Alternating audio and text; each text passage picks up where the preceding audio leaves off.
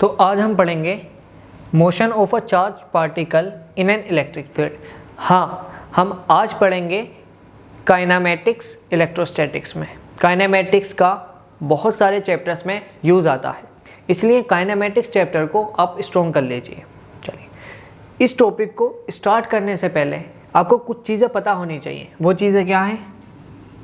V = U + AT, एक ये equation पता होनी चाहिए, और एक ये B² = U² + 2AS, एक ये, और एक ये S = UT + ½ AT²।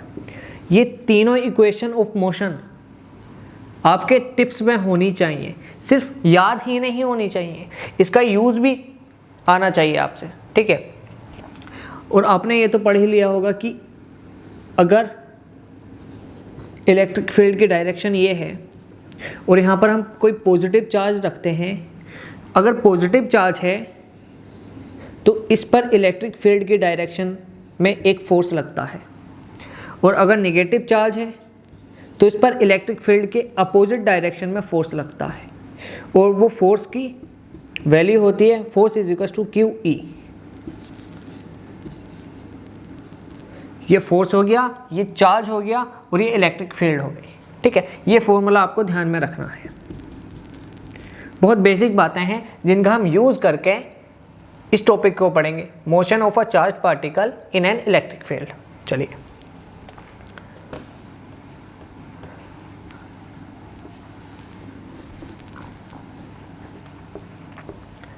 चलिए, अब हम अपने एक्चुअल टॉपिक पर आ जाते हैं।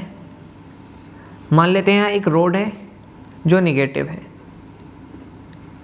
ठीक है, और एक दूसरी रोड है जो पॉजिटिव है।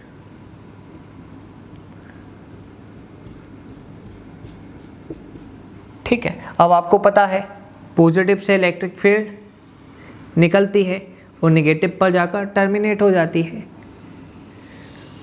तो ये हो गई इलेक्ट्रिक फील्ड की डायरेक्शन,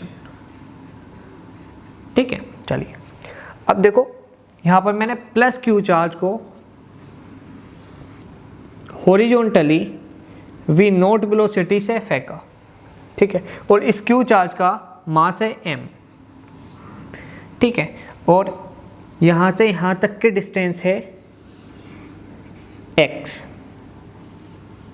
ठीक है। फिर से एक पॉजिटिव प्लेट है, एक नेगेटिव प्लेट है, तो इलेक्ट्रिक फील्ड की डायरेक्शन पॉजिटिव से नेगेटिव की तरफ होगी, ठीक है।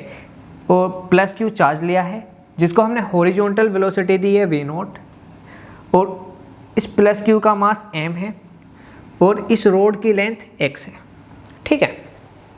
अब देखो क्वेश्चन में क्या पूछा जाता है। देखो, अगर ये +Q चार्ज V0 वेलोसिटी से हॉरिजॉन्टली आगे जाएगा तो देखो इसके ऊपर इलेक्ट्रिक फील्ड फोर्स लगाएगी, प्लस रिपेल करेगी, ± अट्रैक्ट करेगी, मतलब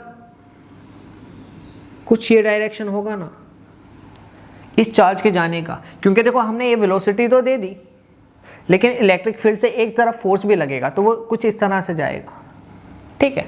चलिए, अब इस तरह से जाएगा तो मान लो यहाँ से ये जाना ऐसे चाहिए था लेकिन गया ऐसे, तो इसको मान लेते हैं y, ठीक है, और y को हम कहते हैं डिफ्लेक्शन। और क्वेश्चन में हमसे ये पूछा जाता है कि डिफ्लेक्शन बताओ, ठीक है। और एक चीज़ ये भी पूछी जाती है कि किस थीटा एंगल से ये चार्ज पार्टिकल इस इलेक्ट्रिक फील्ड से निकलता है। ये दोनों क्वेश्चन पूछे जाते हैं बहुत ज़्यादा। आप किसी भी मॉड्यूल में देख लीजिए, ये क्वेश्चन मिल जाएगा, अपने नोट्स में देख लीजिए, ये क्वेश्चन मिल जाएगा, प्रीवियस ईयर क्वेश्चन में देख लीजिए, ये क्वेश्चन मिलेगा। इसलिए बहुत इंपॉर्टेंट क्वेश्चन हो जाता है, ध्यान से देखना, ठीक है। और यहाँ पर एक पॉइंट और है कि ये ग्रेविटी फ्री स्पेस है, मतलब यहाँ पर कोई भी ग्रेविटी का इम्पैक्ट नहीं है, ठीक है। चलिए, अब देखो ये हम किसी भी चार्ज का मोशन ही तो पढ़ रहे हैं, मतलब काइनेमेटिक्स लगानी पड़ेगी। अब काइनेमेटिक्स आपने पढ़ी होगी। अब जब भी हम काइनेमेटिक्स को सोल्व करते हैं तो उसको दो भागों में तोड़ लेते हैं, एक लेते हैं एक्स डायरेक्शन और एक लेते हैं वाई डायरेक्शन। मतलब अगर कोई भी 2D मोशन है तो एक हम उसको एक्स डायरेक्शन में इंडिविजुअली स्टडी करेंगे और वाई डायरेक्शन में इंडिविजुअली स्टडी करेंगे। ठीक है, तो हम वही करते हैं। चलिए सबसे पहले हम पता लगाते हैं कि फोर्स इन एक्स डायरेक्शन।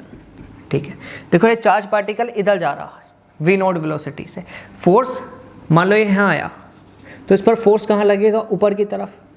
ठीक है, लेकिन कोई भी x डायरेक्शन में इस पर फोर्स नहीं लगेगा, तो force in x direction is equal to 0। अगर फोर्स 0 तो एक्सेलरेशन इन x डायरेक्शन 0। ठीक है, चलिए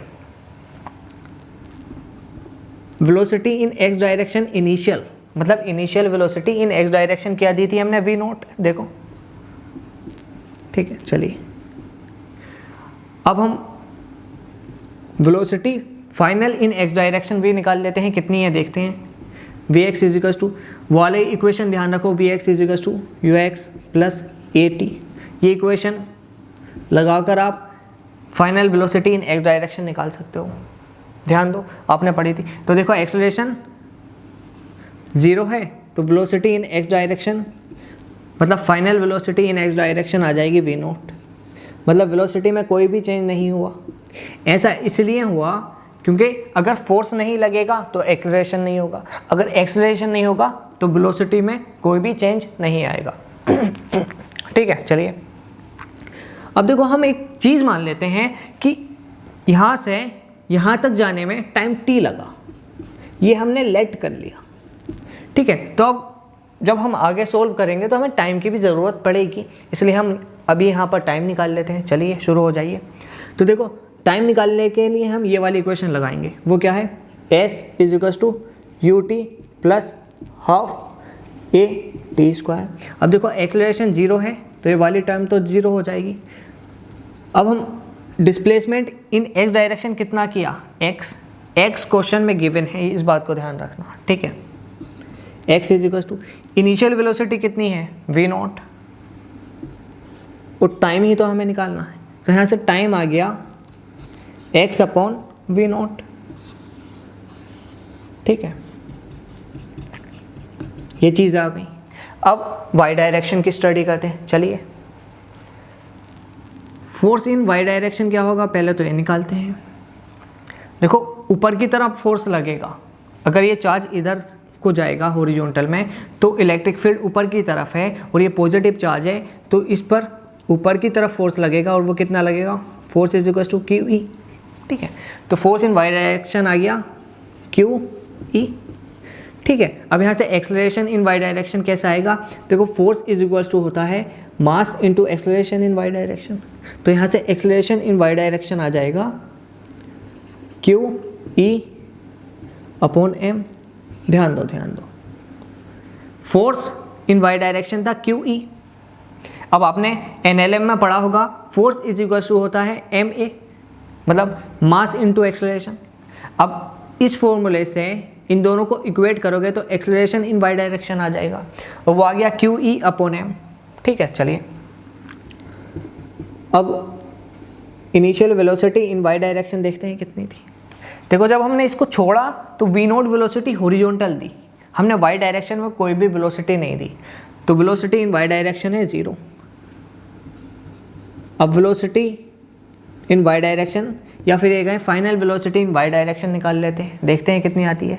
तो ये भी इक्वेशन ऑफ मोशन से निकलेगी, कैसे, देखो v is equal to v u y, मतलब final velocity in y direction is equal to initial velocity in y direction plus a T.